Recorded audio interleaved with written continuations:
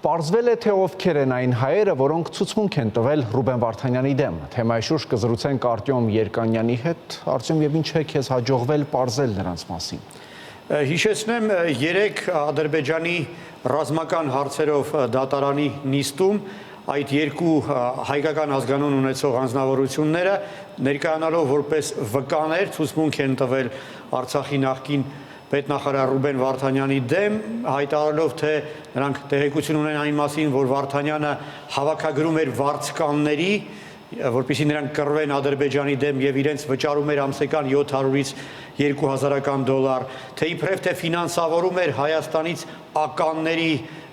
տեղափոխումը Արցախ եւ ականապատումը տարածքների, թե իբրև իր փողով ստեղծել է 3 ռազմական մթերքի պահեստ, ուր եւ հավաքվում էին Հայաստանից իր գումարներով բերված զինամթերքները, թե իբրև թե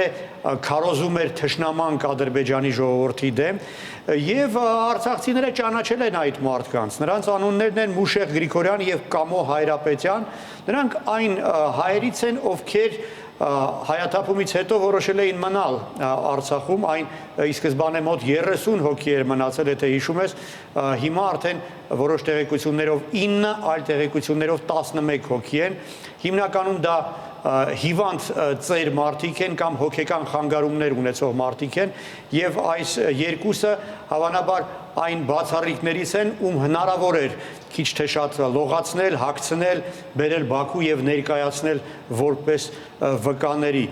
Նրանք այսպես այդ դերին կարծես համաձայն են եղել։ Ըստ էության այդ մարդիկ պատանդ են վաղուց արդեն Ադրբեջանում,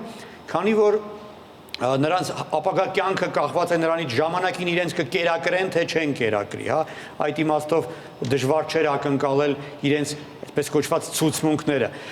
Ինչևէ, հետաքրքիր է, որ նրանցից մեկը ներկայացրել էր դատական նիստում այդ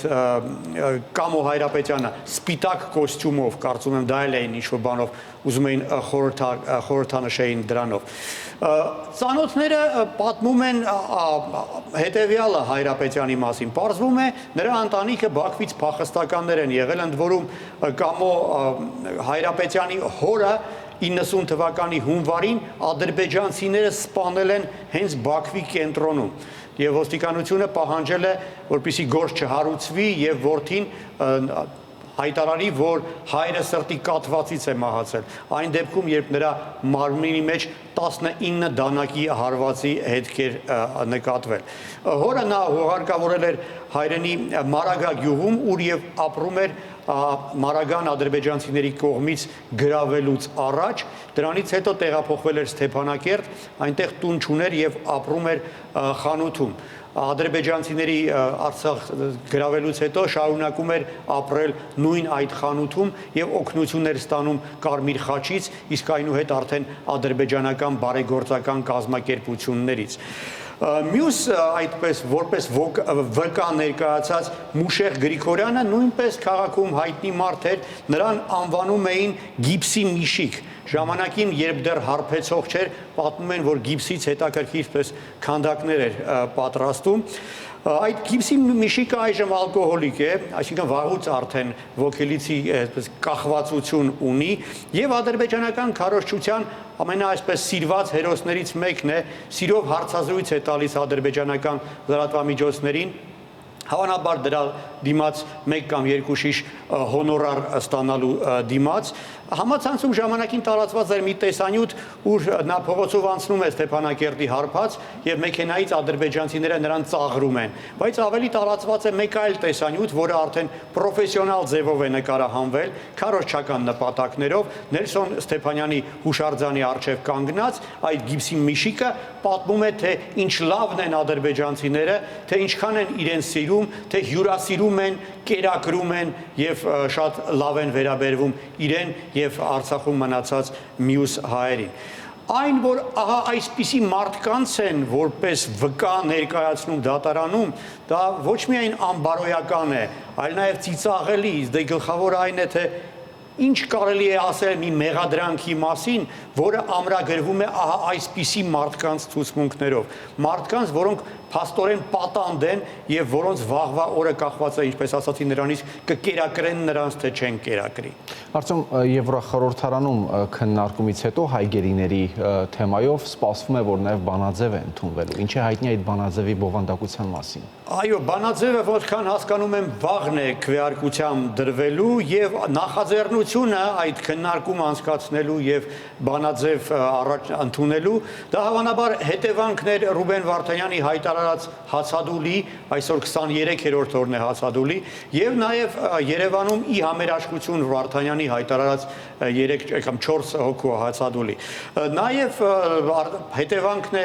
եվրոպական մայրաքաղաքներում բողոքի ակցիաների, իրավապաշտպանների տարբեր դիմումների, եվրոպական մայրաքաղաքների, քաղաքական իշխանությունների, եվրոպական կառույցների, ՄԱԿ-ի, Միացյալ Նահանգների եւ այլն։ Այսինքն ինչ որ բան արդեն սկսում է փոխվել եւ ես հույս ունեմ, որ վաղը կընդունվի բանաձևը, որը նույնպես նոր process-ի սկիզբ կնշմարի։ Որոշ տեղեկություններ կան այն մասին, թե ինչ բովանդակություն է ունենալու վաղվա այդ քվեարկության դրվող բանաձևը։ Փաստաթղթում ասվում է, որ Արցախում անօրինական պահվող հայ ռազմագերիները, այդ թվում նաև քաղաքական բարձրաստիճան ներկայացուցիչները, անմարդկային վերաբերմունքի են արժանանում, նրանց հոգեբանորեն ճնշում են, նրանց մարդկային արժանապատվությունն է ոտնահարվում, դե իսկ գլխավորը այդ փաստաթղթի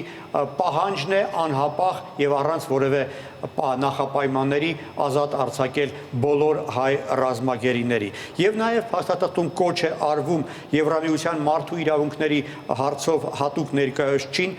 մեկնել Բաքու եւ հանդիպել հայ ռազմագերիներին։ Նաև կոչ է արվում Բաքվում հավատարմագրված Եվրամիության անդամ պետությունների դեսպաններին գալ դատական նիստ եւ հետեւել դատավարության ընթացքում։ Բաքվում արդեն արշավ են սկսել Եվրախորհրդարանի падգամավորների դեմ, թեև բովանդակությունը դեպ փաստաթուղթը չի ընդունված չէ, Ադրբեջանի Մեջլիսի մարդու իրավունքների հանձնաժողովի նախագահ Զահիդ Օրուջը այսօր հայտարարել է, որ իր տեղեկությունների համաձայն հայերը պարզապես կաշառել են Եվրամիության, Եվրախորհրդարանի բոլոր падգամավորներին եւ նրանք պարզապես հոնորարի դեմ են այդ բանաձևը պատրաստվում ընդունել։ Շնորհակալություն, Արծուն։